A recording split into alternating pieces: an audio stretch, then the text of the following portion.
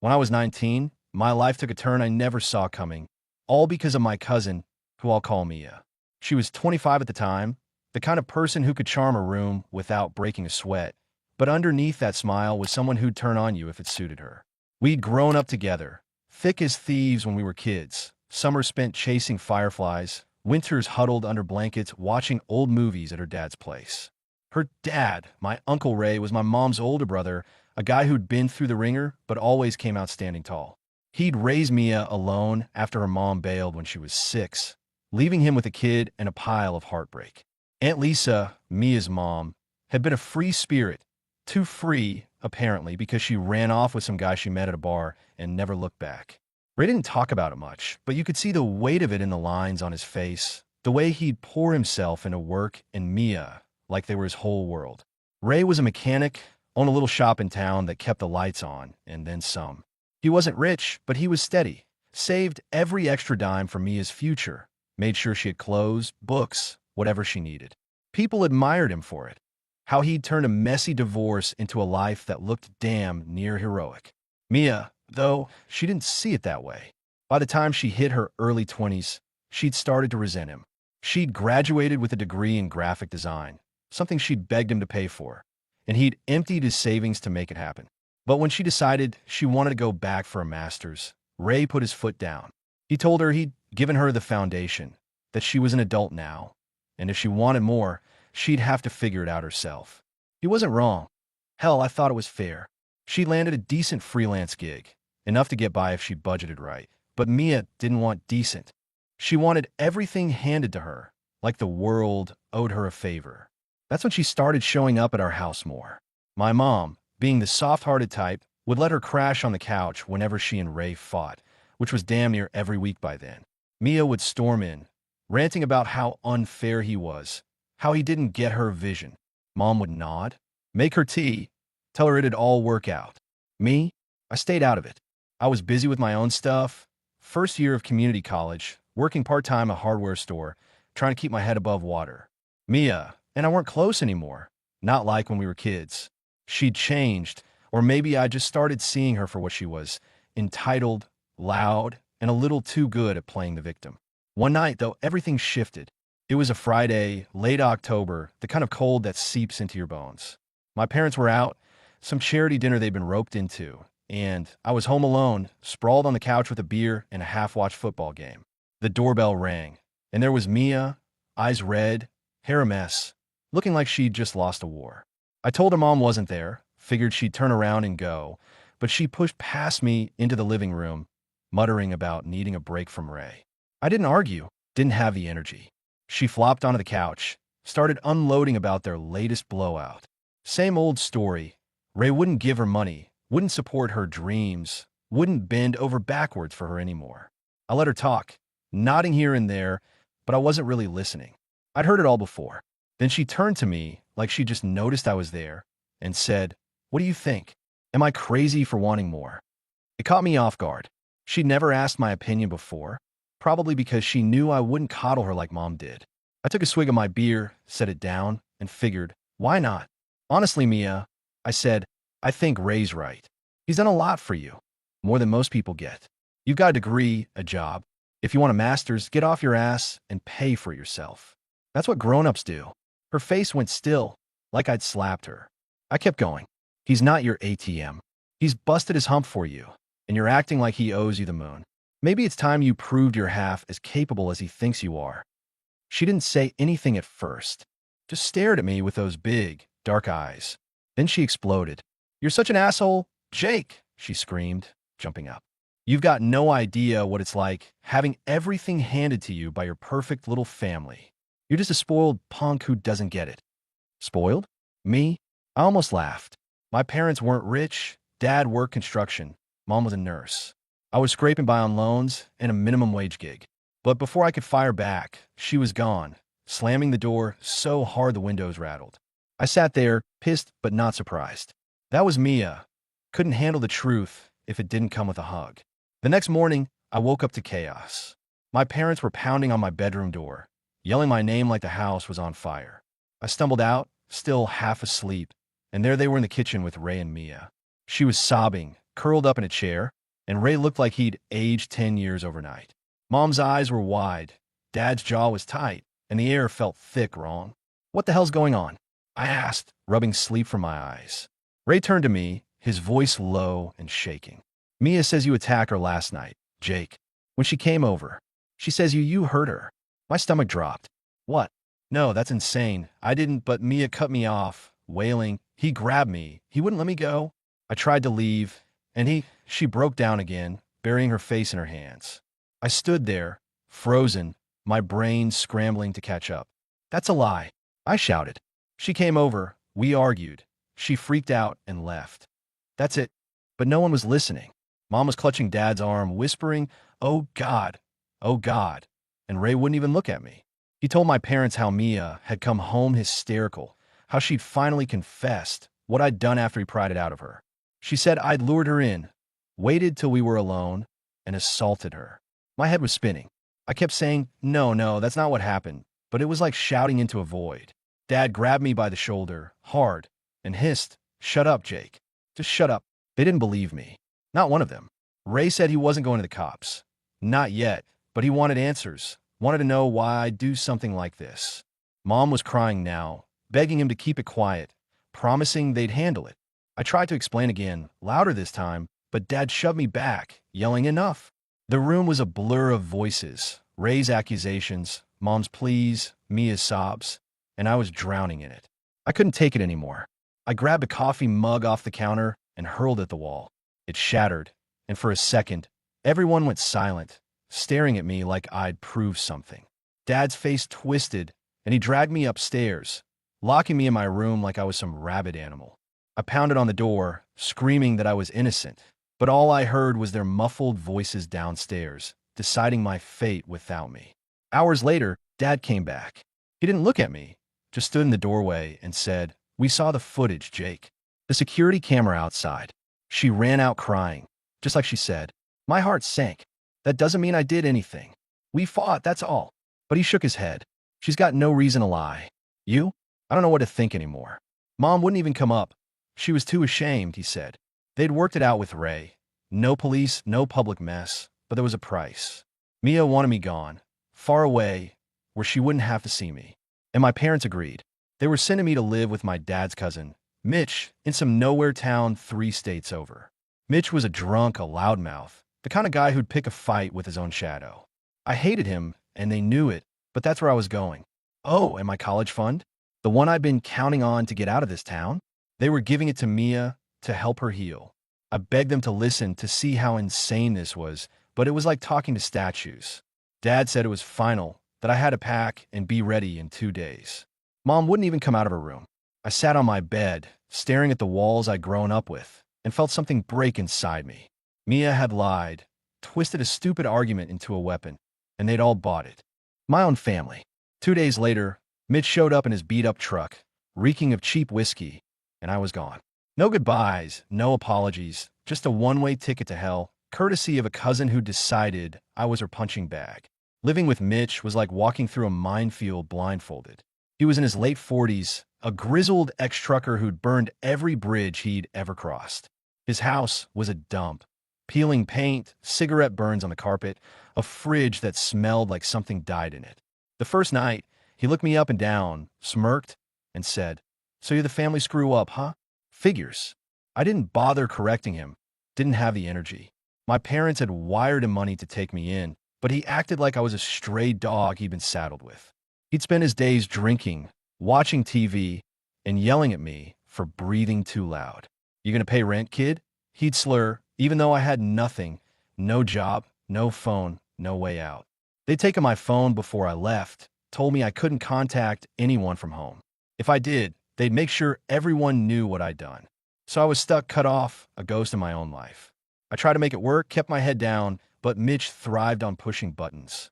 He'd bring up my trouble every chance he got, needling me about why I'd been shipped off. "What did you do, huh? Steal something? Knock someone up?" I grit my teeth, saying nothing, but it wore me down. After a month, I couldn't take it anymore. I wasn't going to rot there, waiting for a miracle. I started looking for a way out, anyway. The town was small, run down, but there was a diner a mile down the road advertising for a dishwasher. I walked there, begged for the job, and got it. Minimum wage, graveyard shift, scrubbing grease off plates till my hands bled. It wasn't much, but it was something. The diner crew was a mixed bag. Mostly kids like me, scraping by, and a few older folks who'd given up dreaming bigger. I kept to myself at first, but two guys, Tyler and Sam, wouldn't let me. Tyler was loud, all tattoos and bad jokes, while Sam was quieter, sharp, the kind who'd notice if you were off but wouldn't pry. They were both 20, stuck in dead-end jobs, but they had this energy like they weren't ready to call it quits on life. One night, after a brutal shift, Tyler clapped me on the back and said, "You look like you're carrying the damn world, man. Beer's on me." We ended up at their place, a cramped apartment above a laundromat, and for the first time in weeks, I didn't feel alone. They didn't ask about my past, and I didn't tell them. All I said was I'd had a falling out with my family, needed a fresh start. They nodded, like that was enough, and we started hanging out more. Turns out they were saving up too. Tyler wanted to be a mechanic. Sam was eyeing trade school. We got tight, the three of us, and after a couple months, they pitched an idea. Pool our cash, ditch Mitch's hellhole, and rent a place together. I jumped at it. My diner gig wasn't much, but with their jobs, Tyler at a gas station, Sam at a warehouse, we could swing it. We found a cheap 2-bedroom, signed the lease, and I walked out of Mitch's place without a word. He didn't care, probably glad to have his couch back. The apartment was a shithole, leaky faucet, stained carpet, but it was ours. We worked, drank, laughed, and slowly, I started to feel human again. Over the next 2 years, we pushed each other to do better. I quit the diner, landed a gig at a lumber yard. Hard work, but it paid more. Tyler got into an apprenticeship. Sam started night classes. We upgraded to a better place, a 3-bedroom with actual windows that opened, and talked about college like it wasn't a pipe dream. They became my family, the only one that mattered. My real family? Radio silence. No calls, no letters, nothing. I figured they'd wash their hands of me, and I was fine with that, until an email popped up 3 years later, out of nowhere from Dad. I stared at the subject line, "We need to talk," for 10 minutes before opening it. It was long, rambling, full of apologies I didn't expect. He said Mia had come clean. She was sick, liver cancer, terminal, and on her deathbed, she'd admitted she'd lied about me. All of it. The fight, the accusation, the whole damn story. She'd made it up to spite me, to hurt Ray, to get what she wanted. Dad wrote that they'd been wrong, that they were sorry, that they wanted me back in their lives. He asked for my number, my address, said he'd call if I was ready. I read it twice, then sat there and Mia was dying. My parents were sorry, and after 3 years of nothing, they thought an email could fix it. I didn't write back. Not right away. I showed the email to Tyler and Sam instead, told them everything, every ugly detail I'd buried. They listened, beers in hand, and when I finished, Tyler shook his head. "Man, that's fucked. They threw you out like trash, and now they want you back 'cause she's dying? Screw that." Sam agreed. "You don't know them shit, Jake. They chose her over you. Let him live with it." They were right, but it wasn't that simple. I'd spent 3 years rebuilding, hiding, scared of what they'd do if I spoke up. Now the truth was out, and I had proof. Mia's confession, Dad's email. I could tell the world, take back what she'd stolen. But part of me wondered, was it worth it, with her on her way out? I didn't know yet. All I knew was the anger, the relief, the mess of it all, churning inside me like a storm. Mia's confession didn't hit me like I thought it would. I'd spent so long imagining what it'd feel like to be vindicated, to have the truth rip through the lies she'd spun. But when it came, it was quieter, less a firework, more a slow burn. Dad's email laid it all out. She'd told Ray first, weak and strung out on pain meds, her voice barely above a whisper. She said she'd been mad, at me, at him, at the world, and when I called her out that night, something snapped. She wanted to punish me, to make herself the victim so Ray would cave and give her what she wanted. It worked too. He'd felt so guilty, so broken by her story, that he'd started dipping into his retirement to fund her recovery, therapy, trips, whatever she asked for. My college fund? She'd blown through it in a year, backpacking across Europe, posting artsy photos online like she was some tortured soul finding herself. By the time she got back, the money was gone, and so was her drive.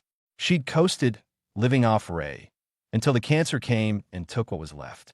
I sat with that for days, rereading the email, letting it sink in. She'd ruined me for spite, and they'd all bought it. Ray, mom, dad, everyone. Now, she was dying, and they wanted me to play nice, to come home like nothing happened. I couldn't wrap my head around it. Tyler and Sam kept me grounded, though. We'd talk it out over takeout, sprawled across our mismatched couches, and they'd push me to think it through. She's not your problem anymore, Tyler said one night, tossing a pizza crust back in the box. She's paying for it now. Let karma do its thing. Sam was more practical. You've got her on record admitting it. That's power, man. Use it if you want, but don't let them guilt you into anything. They were right. I didn't know her silence. But I wasn't sure what I wanted yet. To shout it from the rooftops or just walk away. Then the call started. Mom first, leaving voicemails that cracked with tears. Jake, please, we're so sorry. We didn't know. She's suffering so much. Don't make it worse. Dad next, sterner but shaky. Son, we messed up, but she's family. She's dying. Let's keep this between us. Even Ray got in on it, his voice rough, begging me not to drag her name through the mud. They thought I was planning some big expose, and they were terrified. I hadn't decided anything, but their panic lit something in me. They hadn't cared about my suffering. 3 years of exile, of scraping by, of losing everything. But now Mia's reputation was worth protecting. It was bullshit, and it made me want to scream. I didn't scream, though. I wrote back to Dad instead. Not an answer, just a warning. I've got her email, I typed. I've got Mia's confession. I'm not asking permission, but you should know I might tell the truth. People deserve to know what happened to me. I don't care if she's sick. She took 3 years of my life, and I'm done hiding. I hit send, then waited. The response was instant. More calls, more texts, a flood of pleas. She's got weeks left, Jake, Mom wrote. She's lost everything. Don't take her dignity too. Ray said she'd learned her lesson, that I'd won already. Dad tried logic. You can come back, start over. No one needs to know why you left. They were desperate, clinging to this idea that I'd stay quiet for Mia's sake, like her peace mattered more than mine. That's when I knew I couldn't let it go. Not for revenge, though part of me wanted her to feel the weight of what she'd done. But for me, I'd lived in the shadows too long, scared of their threats, of what people might think. Tyler and Sam backed me up. You've been carrying this alone, Sam said. Tell him, man. Own it. So I did. I got on social media for the first time in years, new account, fresh start, and laid it all out. I posted Dad's email, screenshots of their messages, and my story. The fight, the lie, the banishment, the rebuild. I didn't sugarcoat it. My cousin accused me of something I didn't do. I wrote. My family believed her, sent me away, and took everything I had. She admitted it was a lie 3 years later, on her deathbed. I'm not hiding anymore. The response was instant, overwhelming. Old friends messaged me. Guys I'd grown up with, people I'd lost touch with, saying they'd try to find me, that my parents had fed them some vague story about me needing space. We knew something was off, one wrote. Jade always seemed shady. Relatives reached out too. Aunts, cousins, even my grandma, apologizing, asking how I was, telling me they'd missed me. It hit me hard, realizing how many people hadn't forgotten me, how my parents had built a wall of lies to keep them away. I cried that night, alone in my room, not out of sadness but relief. I wasn't invisible anymore. My parents didn't take it well. Dad emailed again, short and sharp. We're disappointed, Jake. We asked you to let it go, for her sake. She's lost everyone now. Hope you're happy. Mom called, sobbing, saying I destroyed what was left of the family. Ray texted once. We didn't have to do this. I didn't reply. They'd made their choice years ago. Now I'd made mine. I blocked them all one by one and felt the weight lift. Mia could die with her consequences. I wasn't her keeper. For the first time in years, I slept through the night. No nightmares, just quiet.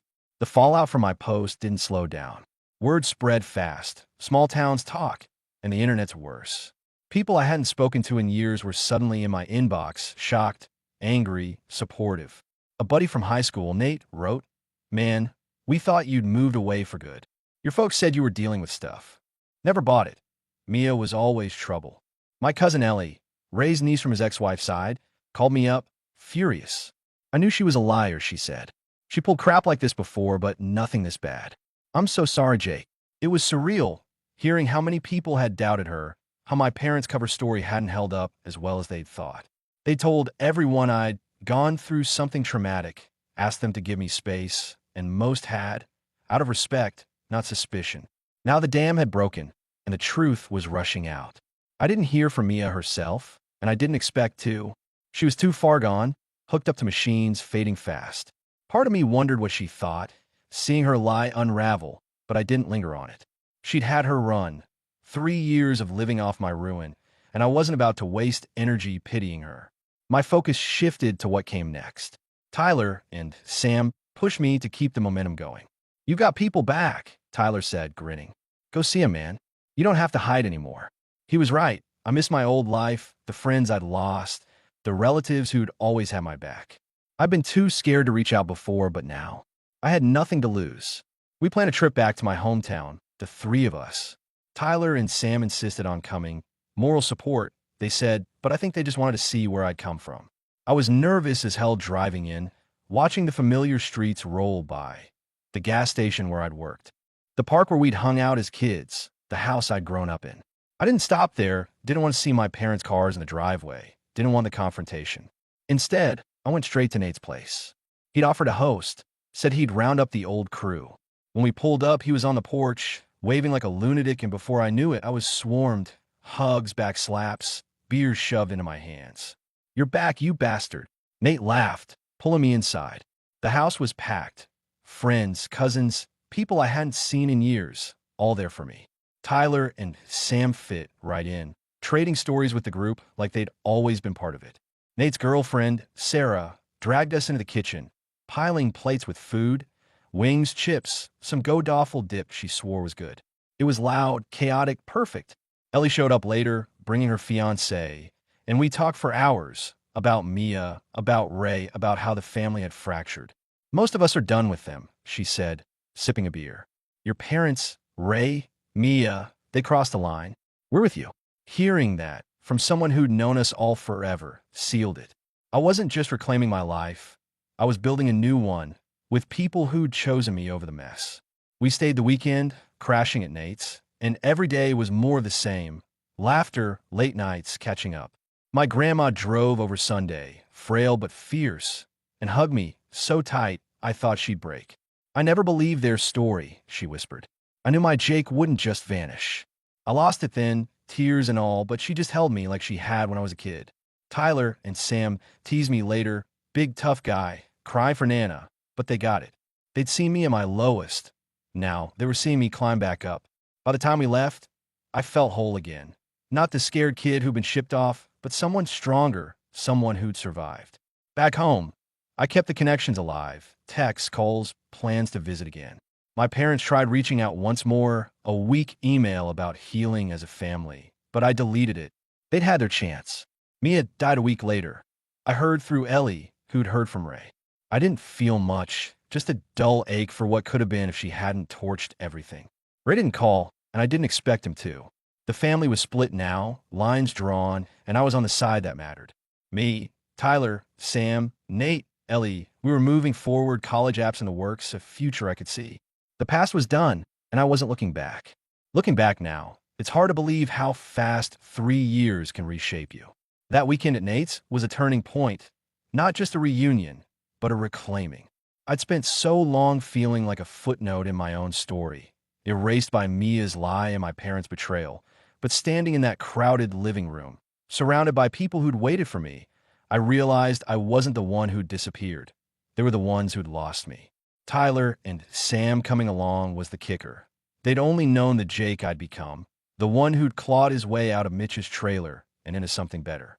Seeing them mesh with my old crew, laughing over beers and bad high school memories, tied it all together, past and present colliding in the best way. The weeks after were a blur of momentum. I started posting more, not about Mia, but about me, the lumber yard, the apartment, the dumb shit Tyler and Sam pulled to keep us sane. Friends from home commented, kept the thread alive, and soon I had a network again, people who knew the truth and didn't care where I'd been, just that I was back. Ellie and I talked strategy one night. She was pushing me to apply to colleges near her, said she'd help with applications. "You're not letting her win," she said, voice firm. "She took enough. Don't let her take your future, too." She was right. I'd given up school once. I wasn't doing it again. Sam was already enrolled. Tyler was eyeing a trade program, and I figured, why not me? We spent nights hunched over laptops, cursing essay prompts, but felt good, purposeful. My parents faded into the background. After Mia's death, they went quiet. No more emails, no guilt trips. Ellie said Ray had taken it hard, shut himself off, but I couldn't muster sympathy. They'd built their prison. They could live in it. The rest of the family rallied instead. Grandma mailed me cookies, burnt like always, but I ate every one. Nate planned a summer trip. Some lake house he swore we'd trash responsibly. It was life, messy and loud, and I was in it, not watching from the sidelines. Tyler and Sam kept me honest, calling me out when I got too in my head. "You're free, man," Sam said once, tossing me a beer. "Act like it." So I did. Work picked up too. I'd moved from the lumber yard to a sales gig, an auto parts store, decent pay, better hours. It wasn't forever, but it was enough to save, to plan. The three of us upgraded again. Bigger place, actual furniture, a balcony where we'd grill and bullshit about the future. We were a unit, brothers by choice, and it hit me how lucky I'd been to find them. Without them, I might have stayed in Mitch's orbit, bitter and stuck. Instead, I was here, 22, scarred but standing, with a shot at something real. College letters started trickling in, acceptances piling up, and when I got into a state school with a partial scholarship, we celebrated like it was the Super Bowl. Tyler cracked open a bottle of cheap whiskey. Sam cranked the music, and we toasted to not being screw-ups anymore. Sometimes, late at night, I'd think about Mia, not with anger, but a kind of detached curiosity. She burned so bright, then burned out, taking chunks of us with her. I didn't hate her anymore. I didn't have a space for it. She'd lost her friends, her family, her life, and I'd won, not by tearing her down, but by building myself up. The truth was out. My people were back, and the road ahead was mine. I'd visit home again soon, crash with Nate, see Grandma, keep the ties strong. But this, my life with Tyler and Sam, the grind, the dreams, it was where I belonged. 3 years ago, I'd been a kid, broken and banished. Now, I was me, whole, and no one could take that away. If you enjoyed this story, don't forget to give it a thumbs up and subscribe to the channel. Your support helps us share more incredible stories like this. Drop a comment. What do you think about everything Jake went through? See you in the next video.